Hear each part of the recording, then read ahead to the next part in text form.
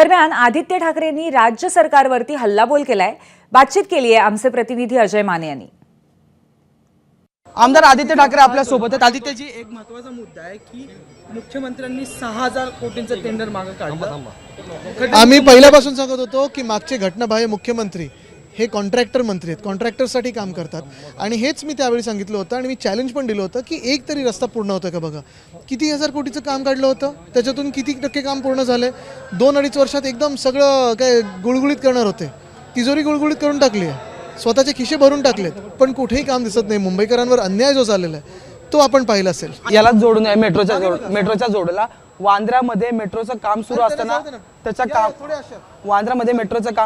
त्याच्या ब्रिज खाली जे ते एकंदरीत बॉलिवूड अभिनेत्री कलाकारांचं जे काम जे ते सुरू झालेलं आहे। नवीन चित्र जे ते वांद्र्याच्या मेट्रोच्या पिलर खाली सुद्धा करण्यात येतं। नक्कीच, आणि पैसे काढण्याचंच काम चालू आहे, बाकी काही चालू नाही। ह्याच्यावर आम्ही पत्रकार परिषद घेऊन सगळ्या लोकांचं बोलणार।